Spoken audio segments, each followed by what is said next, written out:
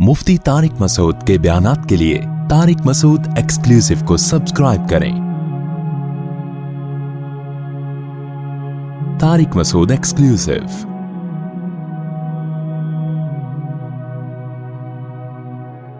तो कुरान ने क्या कहा, कुलू मिन अत्तय्यिबात। इस्लाम ने सिर्फ सफाई की मुबहम बात नहीं की, इस्लाम ने एक एक चीज में डिटेल में जाके हमें बताया। सबसे पहले बताया खाना क्या है, पाक। फिर पाकी की किस्में अल्लाह ने बयान कर। एक गंदगी वो होती है जो देखने में गंदगी नजर आती है, जिसको इंसान फौरन फील कर लेता है, जैसे गंदगी पड़ी हुई है, स्मेल आ रही है उसमें से, वो भी क्या है, हराम कर दिया उसको। समझ में आ रही है बात। दूसरा, इस्लाम ने क्या कहा, कुछ जानवर ऐसे हैं जो गंदे हैं, वो इंसानों के खाने की चीजें नहीं। खिंजीर है, कुत्ता है, बिल्ली है, भेड़ी है, जितने भी दरिंदों की किस्में, कीड़े मकोड़े। अब लोग प्रोटीन के लिए कीड़े भी खा रहे होते हैं। आप कीड़े खा रहे हो यार, आप कुत्ते बिल्ली खा रहे हो और आप कहो कि मैं साफ सुथरा हूं, ये जबानी दावा है, आप सफाई के मयार पे नहीं उतरते। इस्लाम ने कहा कि खाना पाकीज़ा चीजें, फिर पाकीज़ा चीजों को एक्सप्लेन कर दिया। हलाल जानवर खा सकते हो, हराम जानवर नहीं खा सकते। फिर हलाल जानवर में भी इस्लाम ने आपको बताया मुर्दार नहीं खा सकते, जो अपनी मौत मर गया हो। कोई जानवर मर गया, आपने उठा के कबाब बना के खा लिया उसको, ये ना, ये इंसानों के खाने की चीज बोलो, उसको ज़बह करना है ताकि उसका गंदा खून उसकी बॉडी से निकल जाए। खून गंदी चीज है, कपड़ों पे लग जाए तो नमाज नहीं होती। अहनाफ के नजदीक जिस्म से निकलने से वुजू भी टूट जाता है उसका, इमाम शाफी के नजदीक नहीं टूटता, लेकिन इस पर इत्तेफाक है कि कपड़ों पे लग जाएगा तो नमाज बोलो नहीं होगी। इस गंदी चीज को आप हलक में कैसे उतारोगे भाई। इस्लाम ने कहा कि जब जानवर तुमने खाना है तो क्या करना है, ज़बह करना है। इतनी सफाई है दुनिया की किसी मजहब। फिर इस्लाम ने एक और पाबंदी लगाई कि सिर्फ जी कितना टाइम, अच्छा नमाज का टाइम हो गया तो हम नमाज पढ़ लेते हैं, अगर इजाजत हो तो नमाज के बाद थोड़ी देर बैठ जाएंगे, क्या ख्याल है भाई। नहीं, ये इंतजामिया से पूछे, आप लोग ना बताएं।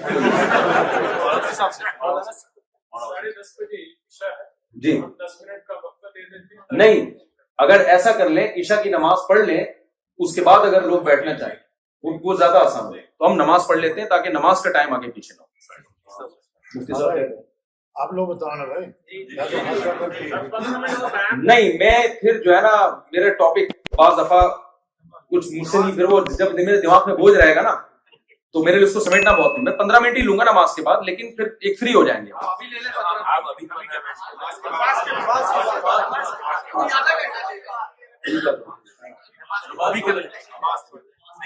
आप बताएं जो आप नमाज पढ़ लेते हैं, ऑर्डर अमीर की मानने में नमाज पढ़ लें, उसके बाद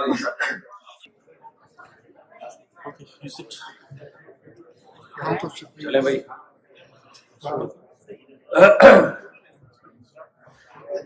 थोड़ी देर में बयान को समेटता हूँ, फिर आपको जो भी सवाल जवाब आपने पूछना है, सवाल पूछने के बाद पूछ सकते हैं।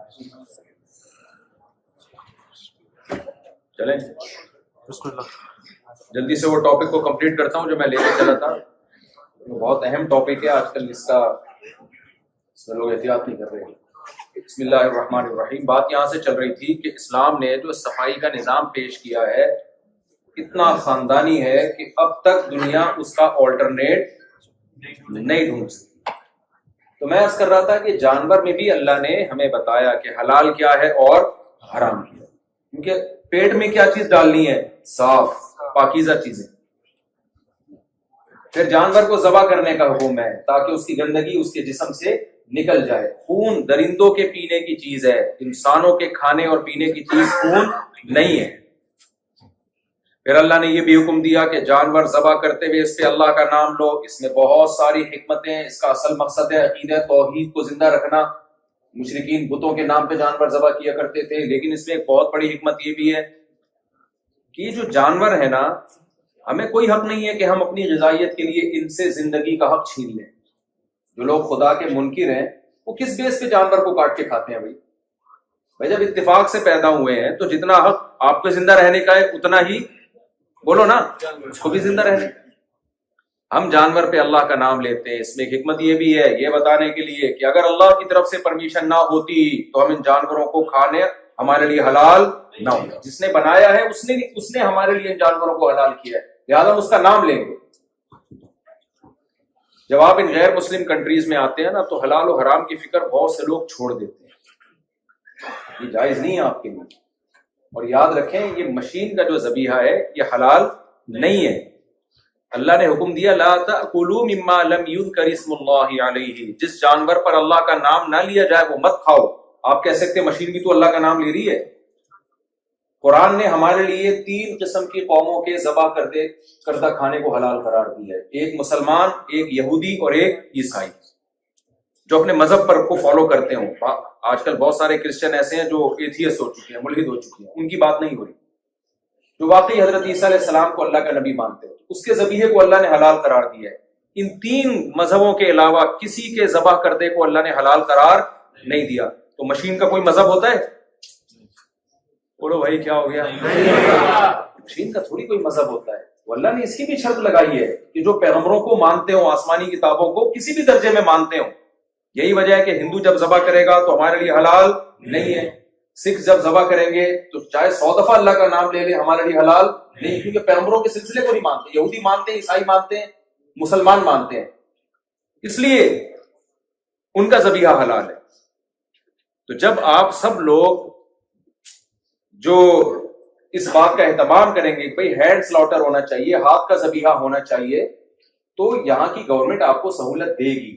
ضرورت ایجاد کی ماں ہے نا، جس چیز کی ضرورت ہوتی ہے وہ چیز سوسائٹی میں آ جاتی ہے۔ لوگ اکثر مورگیج کا مسئلہ پوچھتے ہیں کہ جی ہم بینک سے اگر گھر نہیں لیتے تو بھائی گھر تو ہماری ضرورت ہے۔ یقیناً گھر آپ کی ضرورت ہے، ذاتی گھر آپ کی ضرورت ہے، سمجھ رہے ہیں؟ گھر ضرورت ہے لیکن ذاتی گھر کا ہونا آپ کی ضرورت نہیں ہے۔ اگر مسلمان اس طرح سودی قرضے لے لے کے گھر بنانا شروع کر دیں گے تو سود کے خلاف آواز کون اٹھائے گا؟ پھر اتنی بڑی تعداد مسلمانوں کی ہو، جب گورنمنٹ کو پتا ہوگا بھائی مسلم جو ہیں وہ مورگیج پہ گھر نہیں لیتے تو وہ خود اسلامک بینکنگ کو پروموٹ کریں گے۔ ان کا کیا جا رہا ہے؟ گورنمنٹ کا تھوڑی کوئی نقصان ہے اسلامک بینکنگ کو یا سودی بینکنگ کو۔ کہنے بھائی ہم جب بہت زیادہ مسلمان وہ دیکھیں گے کہ یہ لوگ نہیں گھر لے رہے ہم سے تو وہ کیا کریں گے؟ اسلامک بینکنگ کی طرف آئیں گے۔ وہ اگر مسلمان ادھر چلے گئے تو پھر یہ کام نہیں ہو سکتا۔ تو اسلام نے ہمیں بتایا کہ کھانا کیسے، دوسری سب سے پہلے پیٹ کو صاف رکھنا ہے۔ پھر نجاست کی دوسری قسم ہے کہ چوری کا مال نہ ہو، حرام طریقے سے کمایا ہوا نہ ہو، یہ بھی نجس ہے۔ مثال کے طور پر آپ نے آب زمزم کی 2 بوتلیں پی ہیں لیکن وہ چوری کر کے لائے تھے آپ، یا آپ نے چوری کے پیسوں سے خریدی تو قرآن کے مطابق وہ بھی ناپاک ہے آپ کے لیے، حالانکہ وہ کیا ہے؟ آب زمزم، لیکن چونکہ حرام مال سے خریدا گیا ہے تو نبی صلی اللہ علیہ وسلم نے فرمایا حرام کا جب ایک نوالا انسان کے جسم میں آتا ہے اس کی نہ دعا قبول ہوتی ہے، اللہ اس کی نمازوں سے برکت اور نور، حدیث کا مفہوم ہے، ختم کر دیتے ہیں۔ تو یہ بھی گندگی ہے کہ آپ حرام مال سے کوئی چیز کھا رہے ہو۔ آپ نے پاکیزہ مال سے کھانا ہے، جوئے سے کمایا ہوا نہ ہو، چوری سے کمایا ہوا نہ ہو، کسی کو دھوکہ دے کے نہ کمایا ہو آپ نے۔ پھر اس کے بعد صفائی شروع ہوتی ہے منہ کی، پیٹ کے بعد کس کا حصہ آتا ہے؟ آج دنیا نے ٹوتھ پیسٹ اور ٹوتھ برش ایجاد کیے ہیں، لوگوں کو اویئر کیا جا رہا ہے بھائی دانتوں کو صاف رکھنا چاہیے۔ 1400 سال پہلے رسول اللہ صلی اللہ علیہ وسلم جو نہ لکھنا جانتے تھے نہ پڑھنا جانتے تھے، اس زمانے میں جب لوگوں میں دانتوں کی صفائی کا رواج نہیں تھا، اس قدر مسواک کا اور دانتوں کو صاف رکھنے کا حکم دیا کہ اس کی نظیر ہمیں ماضی میں کہیں بھی نہیں۔ ایسی تہذیب کہ آپ باہر سے میلے اور دانت آپ کے گندے ہوں تو جو کچھ بھی آپ کھا رہے ہو کیا وہ پاکیزہ ہو سکتا ہے؟ وہ صاف ہو سکتا ہے؟ صبح اٹھتے ہوئے مسواک ہو رہی ہے، رات کو سوتے ہوئے مسواک ہو رہی ہے، ہر نماز سے پہلے مسواک ہو رہی ہے، اور کمال کی بات یہ کہ دنیا سے جاتے ہوئے بھی مسواک ہو رہی ہے۔ ارے بھائی اب تو دنیا سے جانے کا وقت ہے۔ آپ کسی بھی عالم سے پوچھیں کہ بھائی نبی صلی اللہ علیہ وسلم نے دنیا سے جاتے ہوئے سب سے آخری عمل کیا کیا ہے؟ بھائی دانت صاف کر کے گئے۔ یار ایسی تہذیب ہے بھائی؟ یہ جو فرعونیوں کی لاشیں دریافت ہوئی ہیں نا 4000 سال پہلے میں نے خود BBC میں رپورٹ پڑھی ہے کہ ان کے دانتوں پہ جو تحقیق ہوئی ہے اس سے پتہ چلتا ہے پوری قوم میں کوئی بھی کمبخت ایسا نہیں ہے جو دانت صاف کرتا ہو. سمجھ میں آ رہی ہے بات؟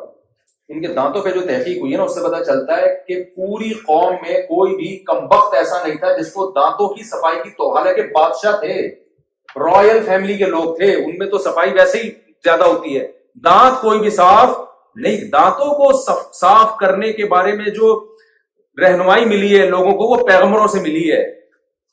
موسیٰ علیہ السلام مسواک کیا کرتے تھے, ابراہیم علیہ السلام مسواک کیا کرتے تھے, یعقوب علیہ السلام, یوسف علیہ السلام, جن کا بھی پیغمبروں سے لنک ہے ان میں تو آپ کو مسواک اور دانتوں کی صفائی نظر آئے گی. جن قوموں کا پیغمبروں سے رشتہ کمزور ہو گیا ان میں جب تک سائنسدانوں نے یا ڈاکٹروں نے اس کو پروموٹ نہیں کیا ہے اس وقت تک ان میں دانتوں کی صفائی کا کوئی تصور نہیں تھا. سمجھ میں آ رہی ہے کہ نہیں آ رہی ہے بات؟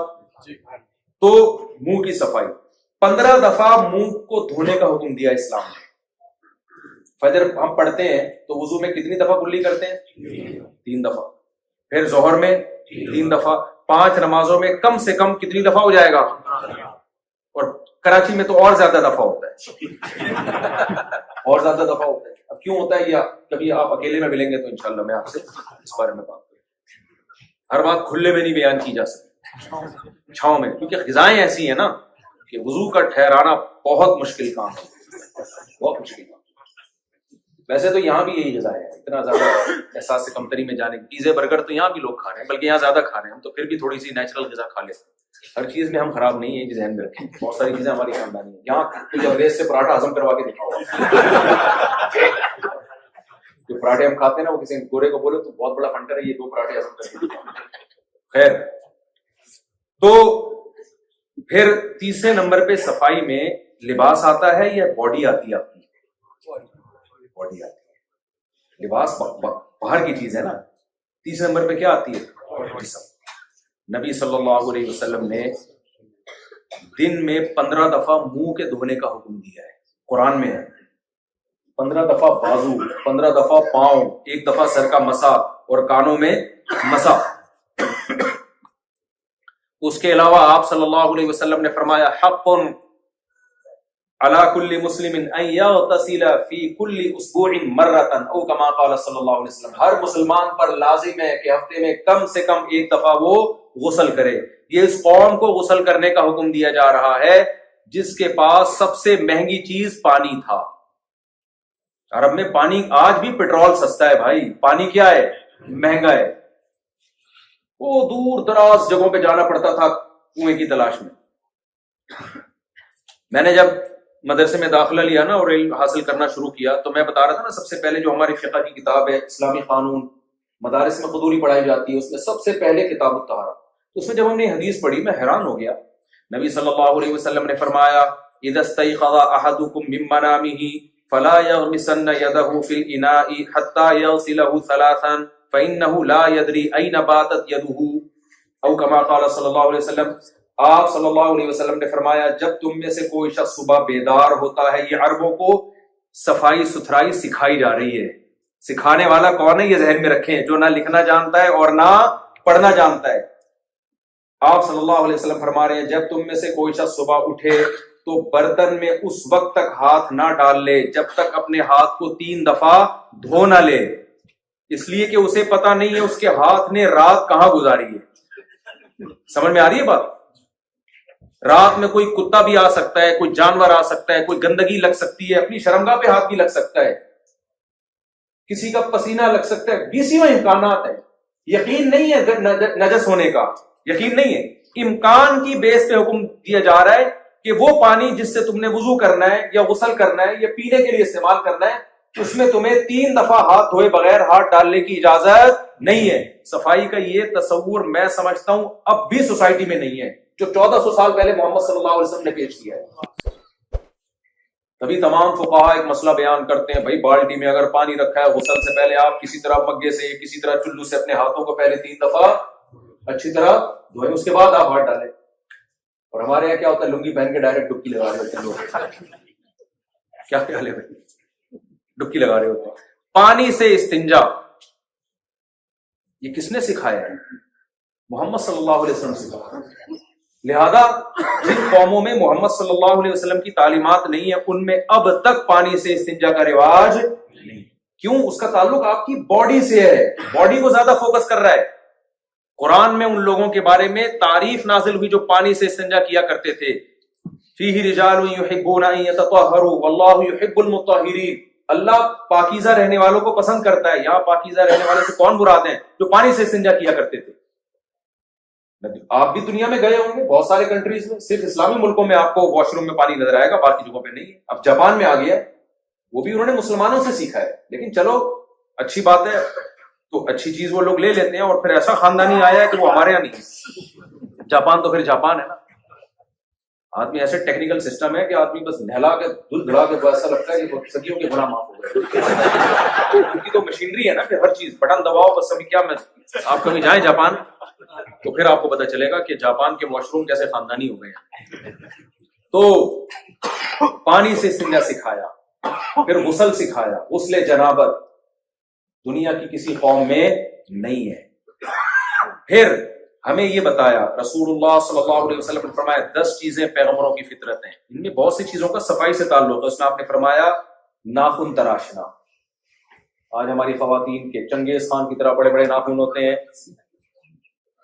اس کو سمجھتی ہیں کہ بڑے بڑے اچھے لگ رہے ہیں. بھائی یہ فطرت کی وقت سے بغاوت ہے، یہ نیچر سے بغاوت ہے. آپ کو کھانے میں بھی تکلیف ہو رہی ہے، اور پھر تمہارا ہوگا کیا اگر تمہاری بیوی کو غصہ آیا اور اس نے ناخن تمہارے دیا. لوگ اپنی بیویوں کو کہہ رہے ہوتے ہیں ناخن بڑا مجھے پسند ہے، غصہ آ گیا اور اس نے گھونپ دیے آپ کے اندر. یہ بہت معذرت کے ساتھ خواتین کو میں کہوں گا بھائی وہ زینت اختیار کرو جو فطرت کے قریب ہے. کس قدر ٹینشن ہے آپ بتائیں. ایک ہفتہ ناخن بڑھ جاتے ہیں، ہر وقت انگلیوں میں الجھن ہوتی ہے کہ نہیں؟ ہمارے تو ہوتی ہے، ایسے الجھن شروع ہو جاتی ہے ہر وقت، یار کاٹے کسی طریقے. آپ نے 2 مہینے سے بڑھائے ہوئے ہیں. یہ زینت نہیں ہے بھائی، یہ تغییر خلق اللہ ہے. اللہ کی تخلیق کو بگاڑنا ہے. آپ کاٹے ناخن، آپ کو سکون ملے گا. کوئی حسن نہیں ہے اس میں ناخن بڑھانے میں. تو نبی صلی اللہ علیہ وسلم نے حلق عانہ زیر ناف بال کے صاف کرنے کا حکم دیا. آپ صلی اللہ علیہ وسلم نے نتف الابط بغلوں کے بالوں کی صفائی کا حکم دیا. دنیا کی کسی قوم میں اس صفائی کا اہتمام نہیں تھا. جو ختنے کا حکم دیا ہے اس کی بھی بڑی وجہ صفائی ستھرائی ہے، گندگی نہ ہو. یار یہ 1400 سال پہلے تعلیمات دی جا رہی ہے جو اب تک بھی دنیا کی بہت سی پڑھی لکھی قوموں کو یہ تعلیمات سمجھ میں نہیں آئی، ابھی تک فالو نہیں کیا جا رہا ان کو، کیونکہ ان سب چیزوں کا تعلق آپ کی باڈی سے. پھر ہے لباس کی طہارت. کیسے خاندانی احکام دیے. کپڑوں پہ گندگی لگ جائے تو نماز قبول نہیں ہوگی، اور 5 ٹائم نماز پڑھنا آپ کی ذمہ داری. جب 5 ٹائم نماز پڑھنی ہے تو کپڑے ناپاک رکھ نہیں سکتے آپ. پھر گھروں کو صاف کرنے کا حکم دیا، فنائے دار گھروں کے باہر کی صفائی کا حکم دیا. ابو داؤد کی حدیث ہے آپ صلی اللہ علیہ وسلم نے جوڑوں کی صفائی کا حکم دیا غسل کے دوران. یہ جو جوڑ ہوتے ہیں نا، آپ کو یاد ہے بچپن میں مائیں واش روم میں لے جا کے جب نہلاتی تھی تو کیسی لڑائی ہوتی تھی نا پتھر سے. مجھے اب تک وہ پتھر یاد ہے، ہماری اماں گھستی تھی یہاں گھٹنوں. تو اب تو وہ سب سیٹ اپ ہی ختم ہو گیا. اب تو ڈیٹول ڈالو سب ختم. تیزاب نہ آ جائے ڈیٹول کی جگہ، مجھے ڈر یہ لگا. تو نبی صلی اللہ علیہ وسلم نے جوڑوں کی صفائی کا حکم دیا. تو میں اس موضوع کو سمیٹ رہا ہوں، صرف ایک طہارت ہی کا نظام اسلام کا دیکھ لو نا، اس کا آلٹرنیٹ آج دنیا میں کسی کے پاس نہیں. سر کے بال سے لے کے پاؤں کے ناخن تک ہر طرح کی طہارت، ہر طرح کی طہارت.